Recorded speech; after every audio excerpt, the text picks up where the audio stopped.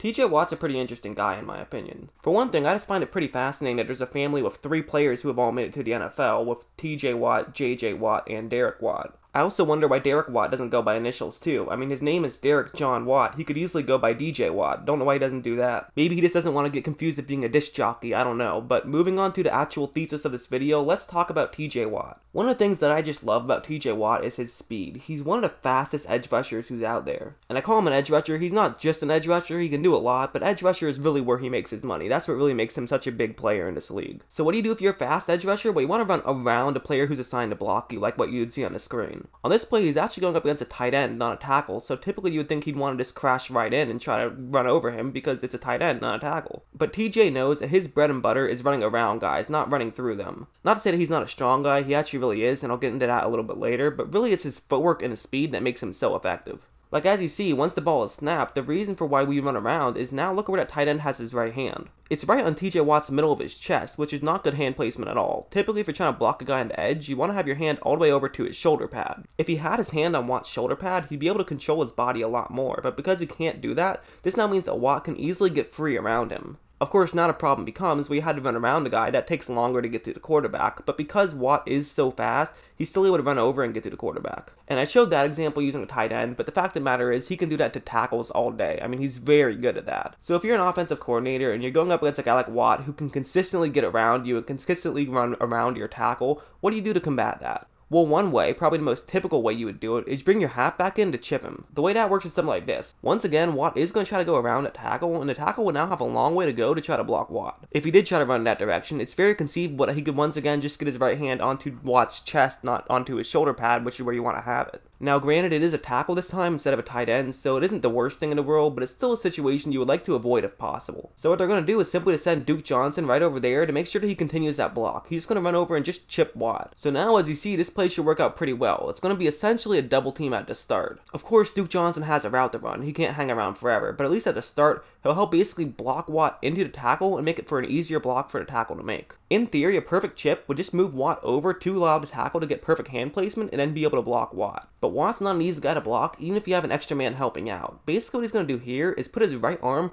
right there on that tackle's right shoulder pad. But this is actually crucial because it's not going to affect his positioning too much. If you see right now, I mean, you're still going to get slowed down, of course, when you have an extra guy running into you, but the fact of the matter is, the whole point of a chip is to give your tackle better positioning. But because Watt still has his right hand on a tackle's right shoulder pad, this is now allowing him to basically just get right back into positioning once the halfback leaves the block. So now, once again, if you take a look at it, the tackle still has his right hand on Watt's chest. He still can't get it over to the shoulder pad despite having a chip. Watt's able to get off that block and once again get the poor Tyrod Taylor, who he was terrorizing all game, for yet another sack. So enough about him terrorizing Tyrod Taylor, let's watch him terrorize somebody else. This time it's going to be Matt Ryan, and to me I think that's just uncalled for. I mean, Matt Ryan has already been through enough with that whole Super Bowl 51 fiasco, but he's going to go after him anyways. If you take a look at this play, it's going to be a one-on-one block, but he's actually going to be going up against a guard this time. The reason for that is there is another Steeler who's farther back to the left side of the screen that you just can't see because he's off screen. But if you notice what he does here, one thing that's very interesting is he's going to initiate that contact very quickly. Now, if this were to be a running play, this would be exactly what you want to do. You want to make sure that you don't allow that guard to move you in any direction. So this now means that he needs to free up his hands. So one thing he's going to do is a swim move. You call it that, obviously, because it basically just looks like a guy is swimming. Basically, what you do is you just pull your right hand up and over that guard's body. And now he's able to get completely over the guard, and now if you're a guard, what can you really do? You basically just have to try to push him out of the way. But again, this is where TJ Watt's footwork comes into play. He's so fast and he gets off so quickly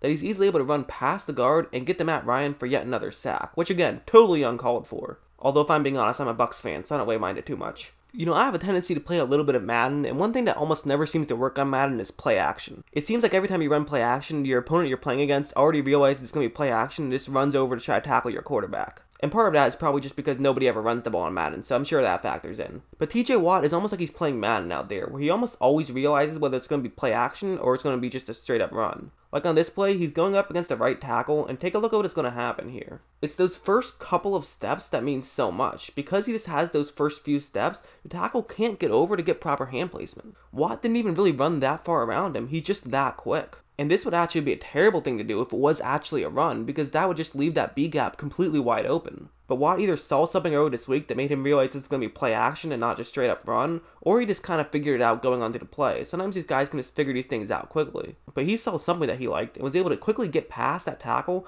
and get to Matt Ryan for a sack. That's a tremendously aware play, and it also just shows how good of footwork he has. You know, there's kind of that debate of what's more important, footwork or hands, but when you have TJ Watt, it doesn't really matter because he has both. Like on this one, he's going up against the left tackle on the right side of the screen, and it's just going to be a standard passing play at this time, no play action or anything fancy like that. But what I really like is this move that Watt is going to pull off here. Take a look at what he's going to do. Basically, at first, he just runs close to that tackle. Now what he's looking like he's going to do is initiate that contact. It looks like he's going to try to put his hands first on that tackle to try to give himself the best hand placement as possible. This isn't something that a lot of edge rushers or speed rushers will do. A lot of times they just want to avoid that tackle at all costs, try to just stay away from him. But it is something you will do on occasion, to try to initiate that contact and give yourself the best hand placement as possible. It's actually a pretty good idea if you know you're not going to get around him cleanly, because when you initiate contact, it does allow you to get as good of hand placement as possible. So when you now are latched onto a tackle, it can give you some room to maneuver at that point. But if you notice what Watt does is, he kind of pulls back right when he starts to do that. This now means that that Falcons tackle is completely lunged over trying to make contact with Watt. So it appeared to be him giving up the fact that the tackle was going to get decent hand placement to try to just get as good of hand placement as he can possibly get. That's what it appeared to be, but it actually turned into the complete opposite. It was a nice little fake,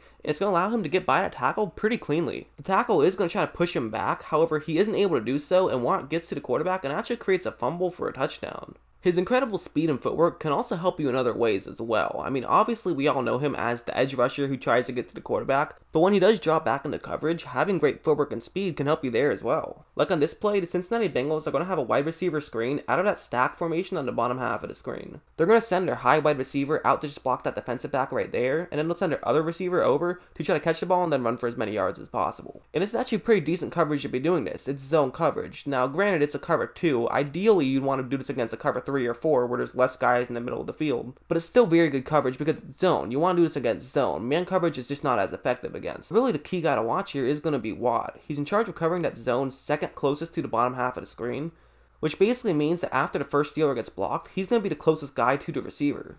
But also, because the Steelers are in 3-4 here, as they love to do, this now means that he's going to have a long way to go to try to get to the receiver running to the bottom half of the screen. But he's able to break quickly and also realizes the play very quickly and just doesn't really worry about his own zone and more so just worries about getting to where that receiver is going to be. This was a 2nd down and 3, and for Cincinnati, they're probably just already banking on getting to the first down after this play. He only needed a few yards, and this is a great play to get a few yards, but Watt was able to make the play and force a 3rd down. And granted, as we all know, when you have a TJ Watt highlight reel, his highlights aren't going to be of him being able to play decent coverage, they're going to be of him being able to rush the passer. But I think it adds a tremendous amount of value when you have a guy like that who can still play in coverage. For a defense, that just makes disguises that much more easier and makes things that much more difficult if you're a quarterback going against that defense. But anyways, back to the exciting stuff of him rushing the passer. If we take a look, he's on the right side of the screen here, and so he's going up against the right tackle. One thing I like about him on this play is look at how he plants that one foot. Look at how he just puts it in a way where he's able to run through the bottom half of the screen, but his body is taking him closer to the middle of the screen. Because of the way his body is facing, he's looking like he's going to be going right into that tackle, but that foot is going to allow him to easily go further down. And also take a look at that right hand here. Basically what he's going to do once he does cut through the bottom half of the screen is swat away the Bengals' right tackle's right arm out of the way. At least that's what he's supposed to do in theory. But that tackle is actually doing something very smart here, where he puts his hand down, which allows Watt to basically just kind of whiff on him. From here, now he has both hands on Watt and should be able to push him past the quarterback. However, one of the problems is that Driscoll is now going to be trying to rush to try to pick up some yards here. Typically, this would mean that Watt's out of the play, but again, because Watt is so fast, he's able to run over and get another sack out of this play. Granted, not a sack for a ton of yards, but hey, it counts in the stat sheets all the same. Now, some of you might say, okay, yes, Jackson, Watt did do a very good job on that play. However, isn't it a little worrisome the fact that Watt did miss when he was trying to swat that tackle's arm away?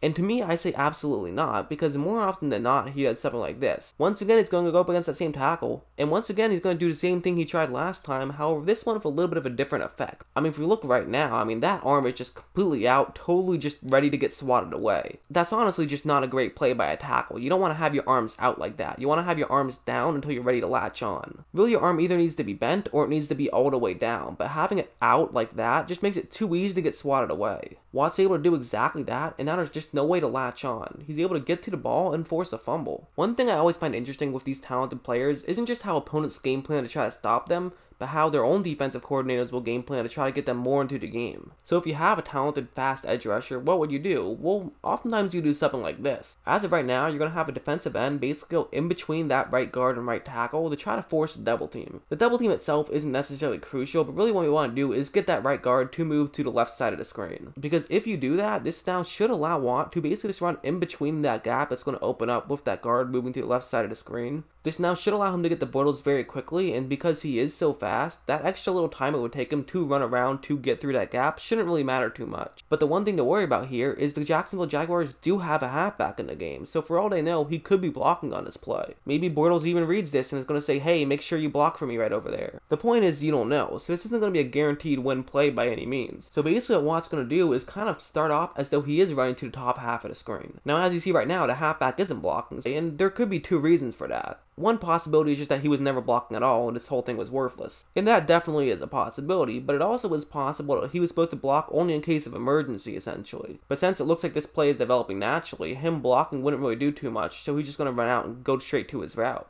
It doesn't appear that anything fancy is going on, so why would he expect something fancy to happen? But this now allows Watt to get through that gap and create another fumble. And that's just another thing you gotta love to see out of an edge rusher, is his ability to get to the football. I mean, that's truly just fantastic. Another thing you love to see is a play like this. If you notice right here, he's going up against the right tackle. Also, if you take a notice by his still image, I mean, he's the first one moving, which is pretty impressive. It looked kind of like he just timed the snap count, which is a good thing by him. Although it is worth noting that this isn't going to be a straight up one-on-one block. The Jaguars have a tight end who's in the backfield, and I know that could technically make him a fullback, but he's a tight end, so I'll call him a tight end. This now means that Watt is in a very similar situation as last time, but instead of a halfback, it's a tight end who's the guy who's helping out the tackle make a block. But once again, it's the same effect. If you notice what he does here, is that contact is going to go to the tight end, not to the tackle. He's trying to go around the tackle, so even though there is a tight end in that area, he knows that tight end has to get off the block eventually. The Jaguars almost definitely aren't going to straight up double team Watt, and in fact, if they do straight up double team you, well then good job, you did your part. I mean, if you could double team, that counts as a good play essentially because you took away two of their players. But of course, that's not going to happen very often. Typically, they are going to have someone double team you, but then quickly get off to run a route or try to block somebody else. So what he makes sure he does is he always stays closer to the bottom of the screen than that tackle is. Because of this, now when the tight end does get off his block, he's now again in great position. Positioning means so much, and Watt knows that, which is why he keeps doing things like this. He typically continues to run the way he would if there was no extra help in the game, and that makes a lot of sense. If he cut to the inside closer to the tackle to try to avoid that initial contact, well then you lose. That's exactly what your opponents will want you to do, is run closer to the tackle so that way they can just use one guy to take you out of the play. But because Watt did this, now once again the tackle can't get his hand over to Watt's shoulder pad. So really if you're a tackle, what do you do at this point? I mean, you can't just block him straight up, so really what you have to do is push him that way. You want to push him away from your quarterback, preferably behind the quarterback where he'll then fall down and just be out of the play. And because Bortles can just step up, this now means that this is actually going to work out well. However, look at Watt's hand there. Because he has his left hand free, he's basically going to swat over and try to see if he can get the ball. That's exactly what he ends up doing and creates a fumble, and while they weren't able to recover, it still creates a sack.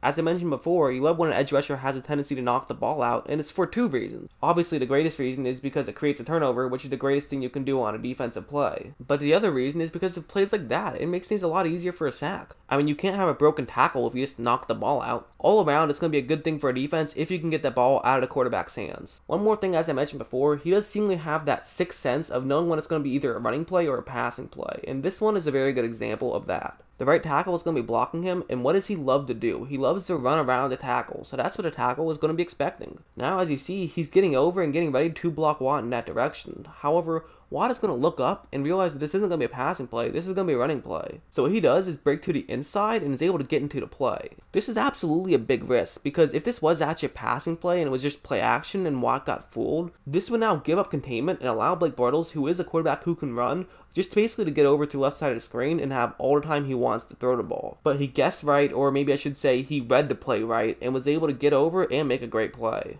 TJ Watt's a really good player. I mean, there's a reason he has 20 sacks in his 2 seasons already. Not to mention he had 13 sacks last year, which is only 3 shy of what JJ Watt had, so he's definitely a tremendous talent. He's a Pro Bowl level player with the 30th overall pick, and actually the 17 picks before him all have yet to make a Pro Bowl. You have to go up to Deshaun Watson, who was 12th overall, to find the next Pro Bowler. And of course, there were some Pro Bowlers picked behind him as well, one of which being Juju Smith-Schuster. So basically what I'm getting at is the fact that the Steelers draft very well, and that's really their bread and butter. I mean, we can talk all we want about how the Steelers have all this drama going on, but the fact of the matter is, if you can continue to draft well, you'll be fine. The Steelers have a long list of well thought out draft picks, and TJ Watt is certainly on that list.